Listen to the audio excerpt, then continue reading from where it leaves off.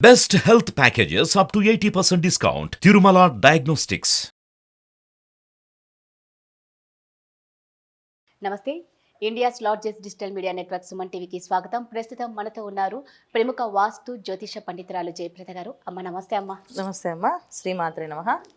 అమ్మ, మనం ఇప్పుడు 2024 సంవత్సరంలోకి అడుగు పెట్టబోతున్నాం. ఈ నూతన ఆంగ్ల సంవత్సరంలో ద్వాదశి రాశుల వారికి ఆ రాశి ఫలాలు ఏంటో ఒక్కసారి మీ మాటలతో తెలియజేసుకునే ముందు మనం మేషరాశి వారికి ఎలా ఉండబోతోంది? తప్పకుండా.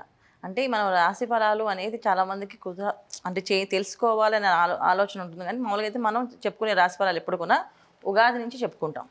వాళ్ళకి ఆదాయం ఎంత, వ్యయం ఎంత అని చెప్పేసి. కానీ చాలామందికి ఈ ఆంగ్ల నూతన సంవత్సర శుభాకాంక్షలు అని చెప్పుకుంటూ అసలు ఈ ఆంగ్ల నూతన సంవత్సరం ఎలా ఉంటుంది, ఈ రాశి వాళ్ళకి ఎలా ఉంటుంది, కొంచెం క్యూరియాసిటీ ఉంటుంది వాళ్ళకి ఖచ్చితంగా. కానీ వాళ్ళ కోసం చెప్పుకుంటున్నాం మనం. యాక్చువల్ చెప్పాలంటే అసలు నిజంగా చెప్పాలంటే ఉగాది నుంచి మనం చెప్పుకుంటే చాలా వివరంగా అందరికీ చాలా విషయాలు బాగా తెలుస్తూ ఉంటాయి ఎప్పుడు కూడా. కాకపోతే ఇప్పుడు ఏంటంటే మనకి గురువు కూడా మనకి మంచి స్థానంలో ఉన్నారు కనుక చెప్పుకోవచ్చు ఈ విషయాలు. కొంతమంది వరకు ఏప్రిల్ వరకు మనకి చాలా రాశుల వాళ్ళకి చాలా బాగున్నాయి, అందువల్ల చెప్పచ్చు. సో మేషరాశి వాళ్ళు అడిగారు కదా మీరు. మేషరాశి వాళ్ళు చాలా బాగుంది. మేషరాశి వాళ్ళకి చాలా యోగమైన కాలం అని చెప్పచ్చు. ఎందుకంటే వాళ్ళకి ఆ స్థానంలో గురువు ఉన్నాడు.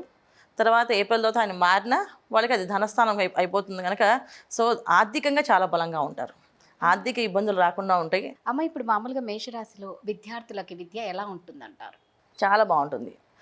ఎప్పుడో ఎన్నో ఏళ్ళ నుంచి చాలామంది ఎగ్జామ్స్ రాస్తుంటారు కదా, అవ్వట్లేదు అని వాళ్ళకి చక్కగా టక్కటక్క అయిపోతుంటాయి, చాలా ఫాస్ట్గా అవుతుంది. సో విద్యార్థులకు చాలా బాగుంటుంది, విద్య బాగా వస్తుంది. చాలామంది ఎంతోమంది వీసాకు ప్రయత్నం చేస్తుంటారు కదా, వాళ్ళకు వీసాలు వచ్చే అవకాశాలు ఉన్నాయి. మామూలు చాలా పెద్ద పెద్ద ఉద్యోగాల కోసం ట్రై చేస్తుంటారు, వాళ్ళకి వచ్చే అవకాశం చాలా బాగుంది. సో మేషరాశి వాళ్ళకి యోగమైన కాలం అని చెప్పచ్చు. అమ్మ, ఇప్పుడు వ్యాపారం చేసుకునే వాళ్ళకి కానీ, ఆరోగ్య పరంగా కానీ, ఎవరైనా సొంత ఇల్లు కట్టుకోవాలి, కొనుక్కోవాలి అంటే ఏదైనా స్థిరాస్తులు కొనుక్కోవాలి అన్న వాళ్ళకి ఎలా ఉంటుంది? ఖచ్చితంగా బాగుంటుంది. ఎందుకంటే వీళ్ళకి లాభస్థానంలో శని భగవానుడు ఉన్నాడు వీళ్ళకి. సో అందుకని ఏంటంటే ఖచ్చితంగా స్థలాలు, స్థిరాస్తులు నిలబడే అవకాశాలు చాలా ఎక్కువగా ఉంటాయి. మంచి మంచి ఆస్తులు సంపాదించుకుంటారు.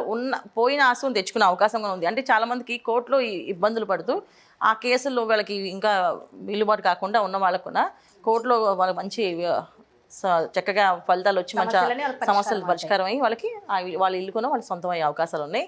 చాలామందికి ఆస్తులు కొంటారు, ఉన్న ఆస్తులు సంపాదించుకోగలుగుతారు. ఉన్న ఆస్తులు సంపాదించుకునే అవకాశం కూడా ఉంది. సో ఈ మేషరాశి వాళ్ళకి. అమ్మ, ఇప్పుడు పెళ్లి చేసుకోవాలి అనుకున్న వారికి కొన్ని పెళ్లి కాకుండా చాలా మంది ఉంటూ ఉంటారు, వారికి ఎలా ఉంటుంది? పెళ్ళిళ్ళు కూడా బాగుంటాయి అన్న. అంటే ఎందుకంటే ఈ సంవత్సరం మేషరాశి వాళ్ళు చాలా యోగ కాలంగా అని చెప్పుకోవచ్చు. ఎందుకంటే అన్ని స్థానాల్లో వీళ్ళకి అన్ని అనుకూలంగా ఉన్నాయి. సో అందువల్ల ఏంటంటే వివాహాలు అవుతాయి. ఎప్పటి నుంచో వివాహాలు అవ్వని వాళ్ళకున్న ఇవాళ వివాహం అవుతుంది. భార్యాభర్తల సమస్యలు ఉన్న వాళ్ళకున్న సమస్యలు తీరి వాళ్ళు కలుస్తారు. సంతానం లేని వాళ్ళకున్న సంతానం కలిగే అవకాశం కూడా ఉంది. సో ఎందుకు అంటే వీళ్ళకి అంత యోగం ఉంది, ప్రస్తుతం అంత యోగం నడుస్తుంది వాళ్ళకి. తర్వాత ఇప్పుడు ఏప్రిల్ దాకా గురువు ఉన్నారు, తర్వాత గురువు ధనస్థానం మారి కుంభస్థానం నుంచి శని భగవాన్ వీళ్ళందరికీ హెల్ప్ వీళ్ళకి చాలా ఎక్కువగా ఉందన్నమాట. ప్రతి విషయంలోనే వీళ్ళకి ఏ విషయమైనా సమస్య అనేది ఎక్కడా లేకుండా వీళ్ళకి అన్ని పనులు విజయవంతంగా అవుతాయి. జనరల్గా మేషరాశి వాళ్ళు ఏంటంటే వాళ్ళు ఏ విషయమైనా యాక్టివ్గానే ఉంటారు, కొంచెం చురుకే. ఏదో మనం చెప్తా ఉంటే మా వల్ల కాదు అని అనే మాటే రాదు వాళ్ళ నోట్లోంచి. మేము చేయగలం, మేము సాధించగలం అనే మాటలు ఎక్కువగా ఉంటాయి. ఇప్పుడు దాకా అవి డబ్బా మాటలు అయిపోతాయి వాళ్ళకి, ఇప్పుడు నిజం అవుతాయి. ఇప్పటిదాకా డబ్బా మాటలు.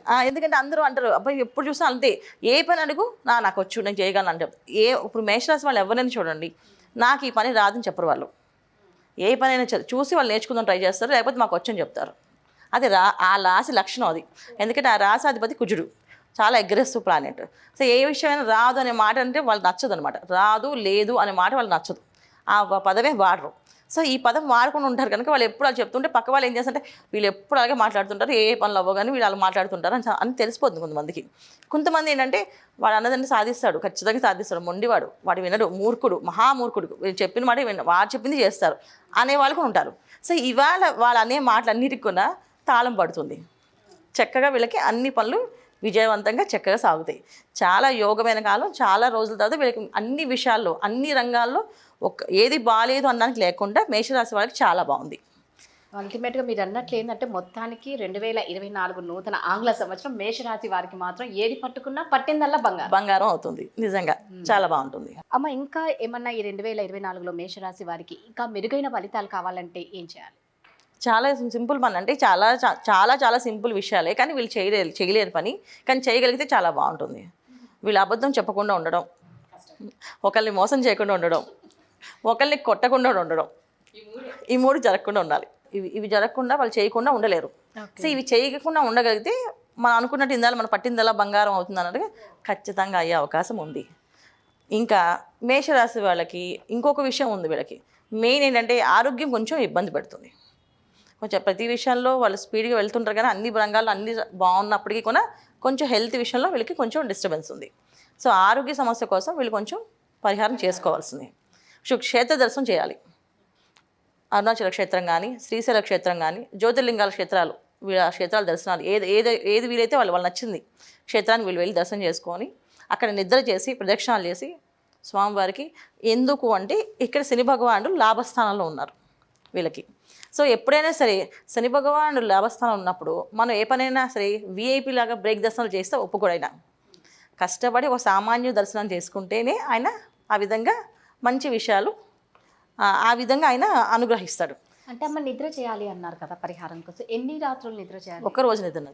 ఏ క్షేత్రమైనా దర్శనం చేసినప్పుడు ఒక రోజు నిద్ర చేసి ఆ క్షేత్రంలో మనం అంటే ఆ స్వామివారికి ఇచ్చిన రెస్పెక్ట్ అనమాట.